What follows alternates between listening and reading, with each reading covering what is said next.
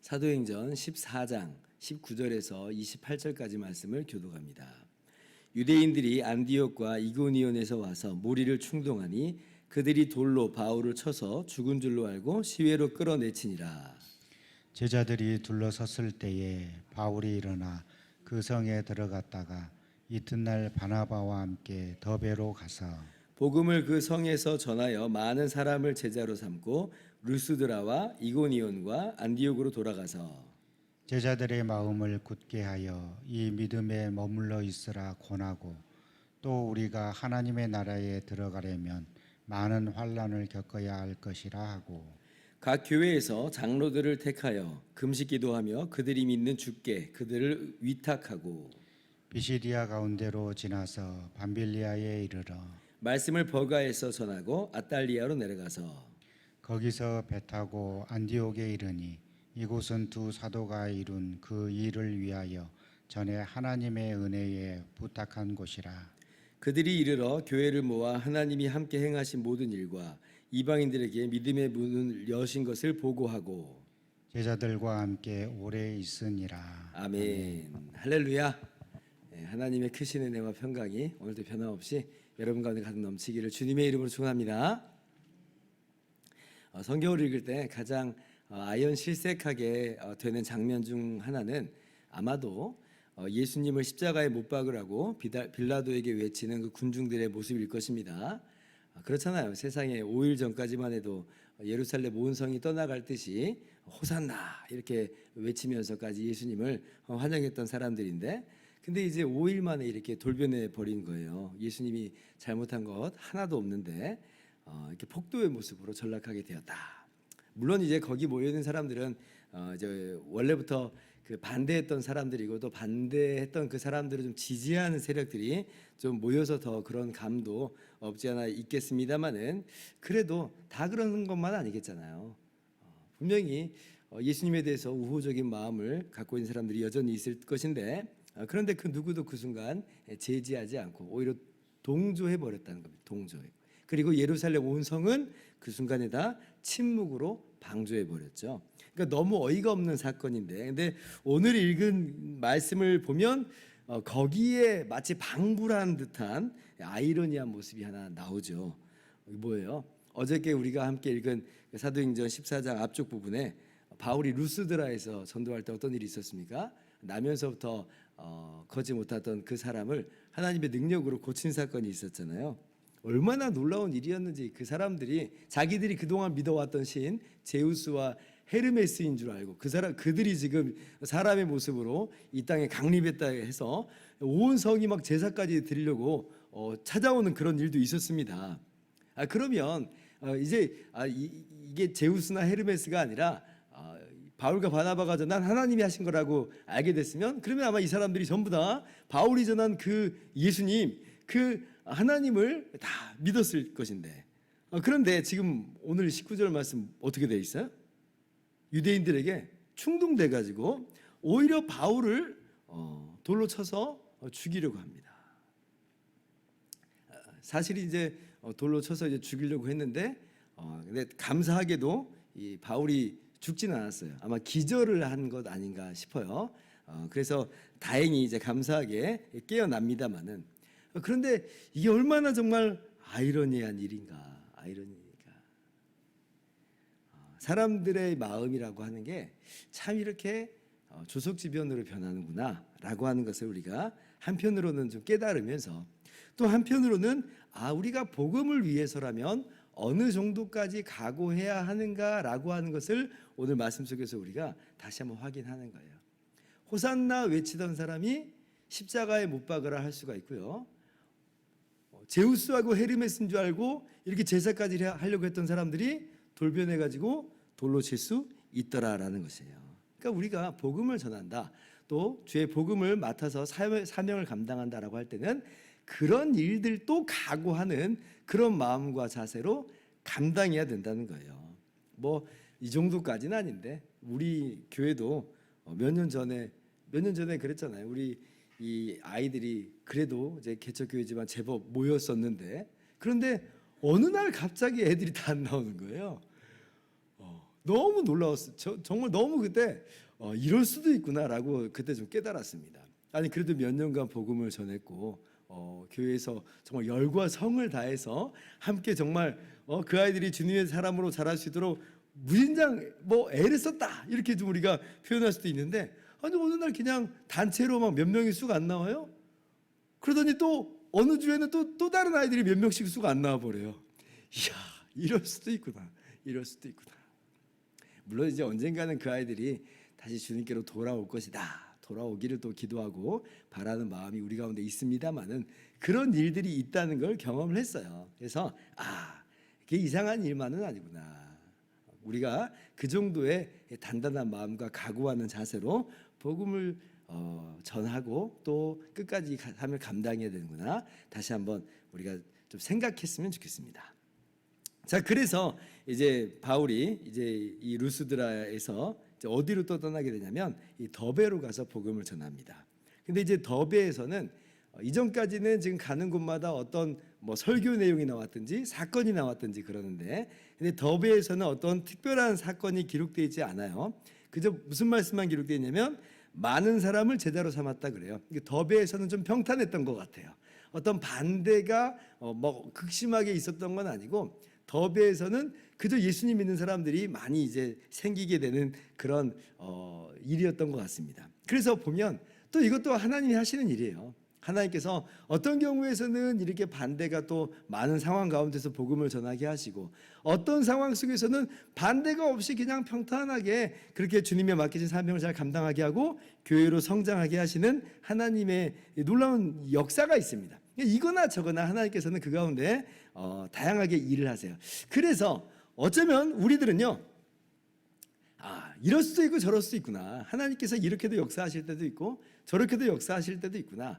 반드시 이것만이 정답이고 또 저것만이 또 마치 정답인 것처럼 그렇게 생각할 필요는 없고, 하나님께서 다양한 상황 속에서 다양한 경우로 일하신다는 것을 우리가 확인하는 겁니다. 오늘 또 루스드라에서는 이랬는데 더베에서는 또 이랬구나 라고 하는 걸 확인하면서, 다만 우리 자신의 중심을 좀 잘 세워야 되겠다. 그러니까 우리가 흔들리지 않고 한결같은 마음으로 지금 상황과 환경이 어떻게 전개되든지 간에 어떤 결과로 지금 나타나든지 간에 우리는 중심을 갖고 그렇게 주님께서 맡기신 사명을 잘 감당하리라, 이런 마음을 우리가 가질 수 있기를 바랍니다. 그러니까 우리가 일을 하지만 결국 역사하시는 분 하나님이거든요. 그 열매를 맺게 하시는 분 하나님이니까 우리는 그저 맡겨진 일에 충성하리라, 이런 마음으로 그런 자세로 우리가 사명을 감당할 수 있기를 바랍니다. 이렇게 해서 이제 1차 전도 여행이 종착지에 도착하게 됩니다. 더베에서 또 다른 새로운 곳으로 가진 않아요. 더베가 1차 전도 여행의 종착지라고 볼 수가 있어요. 그래서 이제 더베에서의 사역을 마치고 이제는 이 바울과 바나바가 왔던 길로 그대로 이제 되짚어서 돌아갑니다. 그래서 이제 처음 출발지였던 시리아의 안디옥으로 돌아가게 된 거예요. 자, 그런데 이제 아무것도 안 하고 그냥 돌아간 것은 아니고 각 도시마다 이제 예수님 믿는 공동체, 즉 교회가 세워졌잖아요. 지금 루스드라에서도 세워졌고 이고니온에서도 세워졌고 비시디아 안디옥에서도 세워졌어요. 그래서 지금 이제 되짚어 가면서 그 새로 세워진 교회에게, 그 교회 공동체에게 믿음 안에 견고하게 서 있으라 권면하고 격려하면서 돌아갑니다. 그도 그럴 것이, 지금 복음 전하면서 바울이 지금 이 환난을 겪었잖아요. 그러면 지금 바울이 돌아가고 남은 이 교회 공동체가 환난을 겪지 않으리라고 하는 보장은 없는 겁니다. 오히려 우리가 성경에서 보듯이 경건하게 살고자 하는 자는 박해를 받으리라 분명히 말씀하시니까 아마 이 새롭게 시작된 이 교회 공동체도 분명히 환난과 박해 가운데 처할 것이라고 능히 짐작할 수가 있는 거예요. 당연한 일이라 하는 거예요. 어떻게 보면 바울 자신이 샘플이 됐어요. 그렇죠? 근데 이제 바울이 이 환난과 박해 속에서도 꿋꿋하게 중심 잃지 않고 사명을 잘 감당해 왔잖아요. 그런 본이 되잖아요. 그래서 어떻게 보면 바울 사도가 자신의 이야기를 들어서, 자신의 본을 들어서 이 교회들을 또 그렇게 격려하고 있을 거라 우리가 생각을 할 수가 있습니다. 믿음에 굳게 서라. 환난이 오고 박해가 있더라도 주 예수 그리스도를 믿는 믿음 안에 견고하게 살아. 장차 우리에게 주실 영광의 그 나라를 바라보면서 이 어려움을 견뎌라. 이렇게 권면을 했겠죠. 그리고 교회 공동체는 그 권면을 받아들고 그렇게 그들의 믿음을 잘 지켜왔을 것입니다. 그리고 이제 또 바울이 이 교회들 가운데 또 어떤 일을 하냐면 권면하는 일과 더불어서 교회 공동체가 지속 가능하도록 장로를 세우죠. 23절 보시면 각 교회에서 장로들을 택하여 금식 기도하며 그들이 믿는 주께 그들을 위탁하고, 장로를 세워서 그 장로로 하여금 새롭게 이제 시작하게 된 교회를 돌보도록 한 거예요. 여러분, 우리가 이 장로에 대해서 뭐 그렇게 생각을 안 하려고 하는데 자꾸 어떤 생각을 종종 하냐면 장로는 그래도 나이가 많은 사람이 해야지, 장로는 그래도 오랫동안 그냥 교회 나온 사람이 해야지, 이런 생각을 주로 하는데 그렇지는 않아요.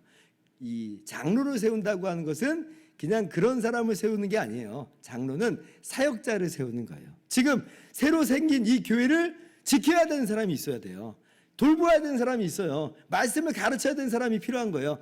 그 사역자를 세우는 게 장로를 세우는 거예요. 그래서 교회에서 장로를 세운다라고 할 때는 이와 같은 사역자를 세운다라고 하는 생각을 우리가 가지고 있어야 됩니다.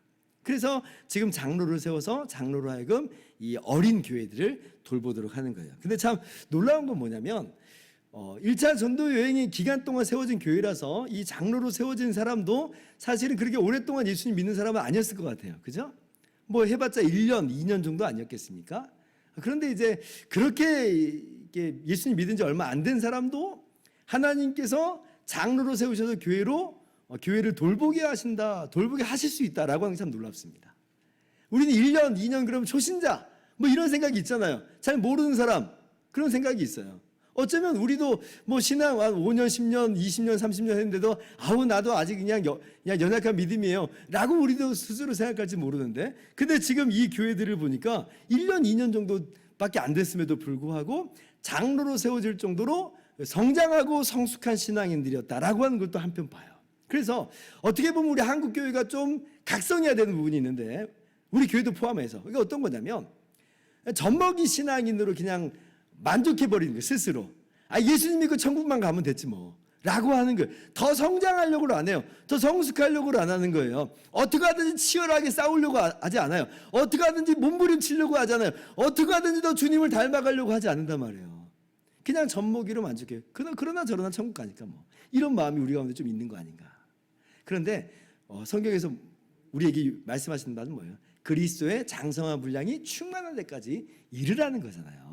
그러니까 우리가 산전수전 다 겪어야 됩니다. 어떻게 하든지 잘하려고, 어떻게 하든지 성장하려고, 성숙하려고 우리가 훈련에 매진해야 돼요. 이 정도로 만족하지 말고 계속해서 말씀 보고, 말씀 안에서 주님 만나고, 은혜를 더 깊이 깨닫고, 기도하면서 하나님과 더욱더 친밀하게 거하고, 우리가 새벽 기도에도 나오는 것처럼 매일매일 또 큐티도 하면서 그렇게 또 설교도 말씀도 잘 듣고, 이렇게 해서 어떻게 하든지 우리 신앙이 더 성장하기를 기대하고 또 바라고 애써야 됩니다. 마치 운동선수들이 그 경기에 앞서서 훈련을 하는 것처럼 우리도 이러한 훈련이 필요하다라고 하는 것을 또 말씀 속에서 좀 깨닫습니다. 세상에 1년, 2년밖에 안 됐는데 장로가 세워졌다.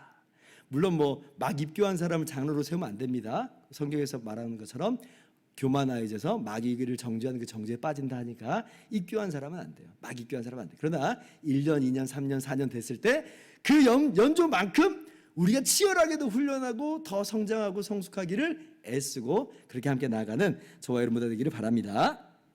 자, 그래서 이제 이 새 도시를 마치고 버가까지 가서, 버가는 이제 그냥 통과만 했었잖아요. 마가가, 요한이 그냥 돌아가 버리는 바람에 어쩌면 복음을 못 전했을 텐데, 근데 버가에서는 이번에 복음을 전해요. 그리고 나서 구브로까지는 방문하지 않고 바로 배 타고 시리아의 안디옥으로 돌아옵니다. 그리고 이제 선교 보고를 하는 거예요. 자, 어떻게 보고합니까? 27절입니다. 그들이 이르러 교회를 모아 하나님이 함께 행하신 모든 일과 이방인들에게 믿음의 문을 여신 것을 보고하고, 자 어떻게 보고하냐면 하나님께서 함께 행하셨습니다. 그러니까 지금 우리가 진짜 열심히 했고 뭐 그래서 우리가 정말 탁월하게 잘해가지고 이렇게 이방인들이 믿었고 교회가 세워졌다 이렇게 얘기하는 게 아니라 우리가 분명히 했지만 그러나 하나님이 함께 하신 겁니다.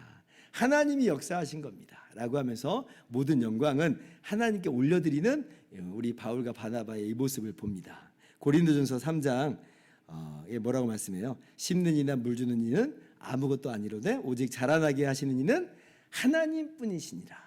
그러니까 하나님께서 하셨습니다. 우리는 그 하나님의 동역자로서 하나님께서 우리를 동역자 삼으시고 우리가 하나님은 마치 동역자처럼 되어서 감당한 것뿐이고 일하시는 분은 하나님이었습니다. 하나님이 함께 행하신 모든 일, 이렇게 하나님께 영광을 돌려요. 그래서 우리도 맡겨진 모든 사명을 감당하고 어떻게 고백해야 되겠어요? 하나님이 하셨습니다 하고 영광은 하나님께만 올려드리는 저와 여러분 되기를 주님의 이름으로 축원합니다. 기도하겠습니다.